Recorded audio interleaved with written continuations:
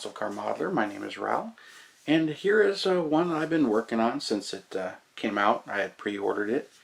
A really good kit, and when they announced it, I was so excited. I ordered 2 of them, and then it got delayed and everything, but enough of that story. But this is Revell's 69 Boss 302 Mustang.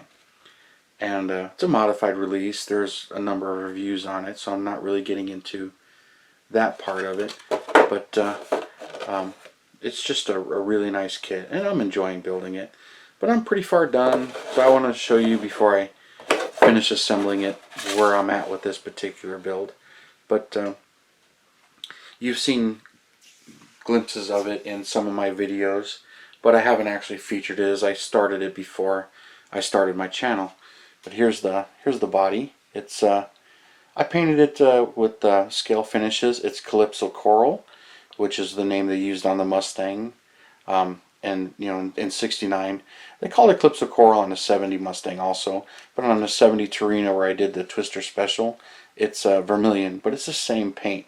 And that's why both of these cars were done. Was, you know, there's enough paint to do 2 bodies. So I got this one, and I knew I wanted to paint it this color. I did a yellow one by Kit Bashing. I did a video of that one, so you saw that one.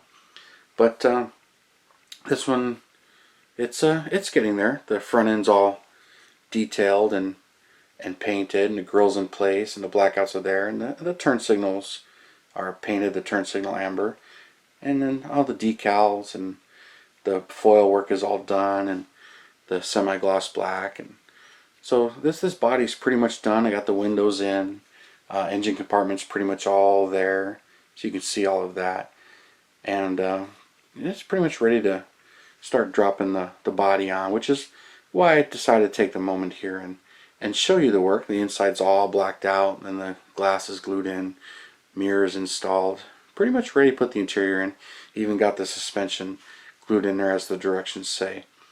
So this one's pretty far along, but I haven't showed you the car really in its entirety. I believe there was just the 2 videos, one showing the car in the background where I modified the interior, and then I think that might even be the only video. But and then here's the hood. It's painted, and you know, a little tip on how I like to do the decals on this one is kind of how I've done them the last couple times. Is I'll paint the orange, and then I'll put the black decal on, which on this one is an outline. Much like this is the decals from the last detail, which before this kit came out, you know, there was a few people that made these decals, and I bought a few sets of these. These are pretty old, but I've got a few sets. But the Revell decals are really nice, so I really didn't use these. I forgot this decal. Revell doesn't have it. It's a little line that goes right on here, right above the Mustang lettering, or not above, below the Mustang lettering, but just above the blackout. And I had forgotten about putting it on when I clear coated this body, so it became a little too late. But all the decals on this one are the Revell decals, which they stuck really good. They were sticking so good I was having trouble getting them on and getting them straight. But so to get back to what I was talking about, was I put the stripe down, laid it down, got it all where I wanted it, and then I clear coated the whole hood. Once the hood was clear coated, I masked off as close as I can to the stripe, and then I semi-gloss blacked this whole section, and I did it in place so that I can get the cowl too. But I got real close. So if you look really closely at the shine, you can see where the gloss actually is and where the semi-gloss is, so that I can get it in there. But you know, when you're just looking at it, it doesn't really stand out right away. But with the lights and everything here, you can really see it. And then the underside of the hood is body color on the Mustang for that year. So I try to pay attention to that. Sometimes I get it right, sometimes I get it wrong. Sometimes it's hard to tell, because you'll have cars that they blacked out the underside of the hood and it's technically not factory correct. But I mean, the factory paint jobs, they didn't really get the underside that good anyway, so sometimes the overspray is not very good. And I cut the little tangs off the side here because I was having trouble putting it in and out.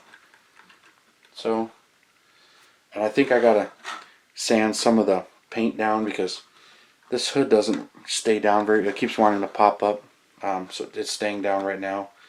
But I think I got to do a little bit of shaving because there's a little bit of clear buildup, which is popping the hood up.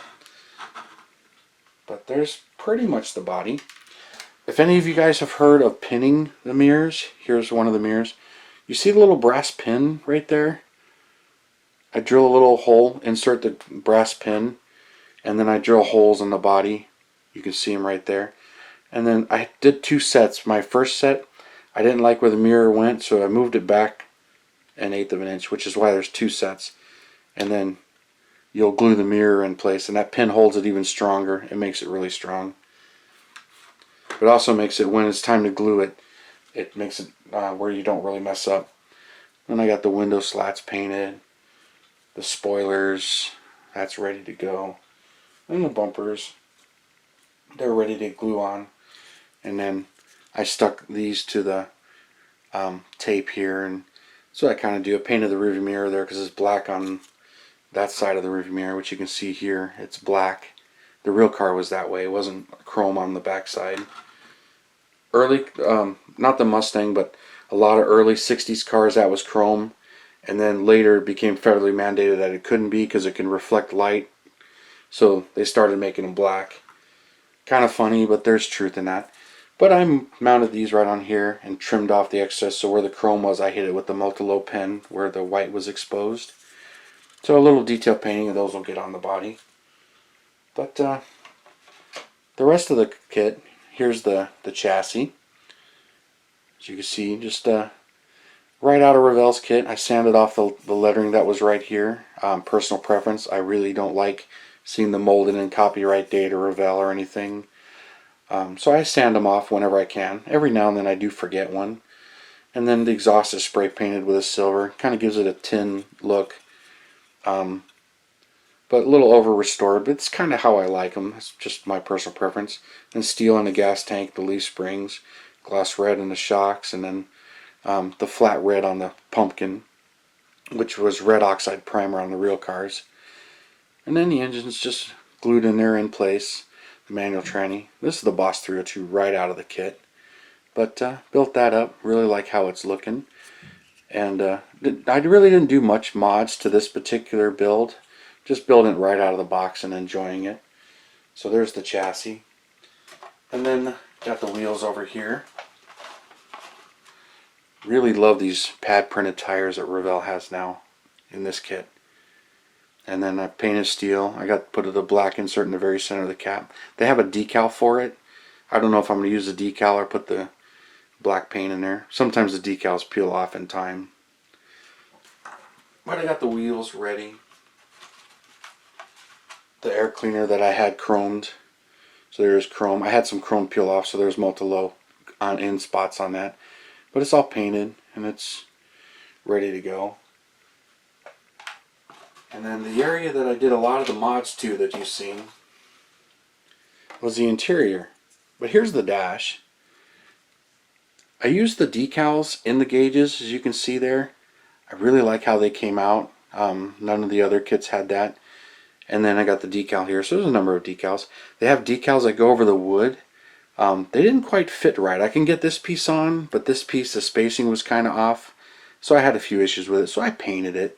So it's all brush painted. I used light tan testers. There's also leather testers and then a little bit of flat black. So I really brush painted the different woods to get it going. And then the steering wheel. It's wood and then black and the decal in the center. I think the chrome band on the outside is a little too much, so I might just black that out. The real car isn't that big of a bead of chrome, but I'll probably tweak that a little bit. I haven't decided yet, but that's where the dash is. And then the interior that I did the video on and modified it. Here's the finished result. And I did use the decals on the door panel. Everything else is paint. The red and silver, the reflector in there, that the way they were on the doors. And then the chrome multi-low pen and detailed the shifter. Put the white on the top where the pattern, the shift pattern was, and then the wood knob. And then there's my console with the wood painting on it. And then, you know, I completely changed out that console. That's what my video was taking out the Shelby console. And I also took out the roll bar mounts. And the body work was pretty decent in there. But now that I got the seats in there, you really can't see where the mounts were. And then my body work is, you know, kind of hidden. You can see where I put the plug right here. And then I put putty on the inside and sanded it. But I removed the mount. But I'm really happy with the way this interior came out. And I'm super excited. I'll get this all together. And the sad part is once it's all in there, you know, you may not even notice that I did those changes to it. But I don't know how many modelers would actually notice that the interior has the Shelby items and not the Mustang Deluxe Boss 302 interior that it should have. But that's where I'm at with this one.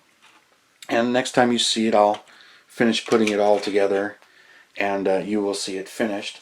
But I love this kit. It's a great kit. I highly recommend it. Most of the, you know, all the work is done for you and comes with all the parts. Like I had the other video of doing the other Boss 302 when I had to kit bash 2 kits to make it, and the decals and the extra body work, and I didn't change the interior.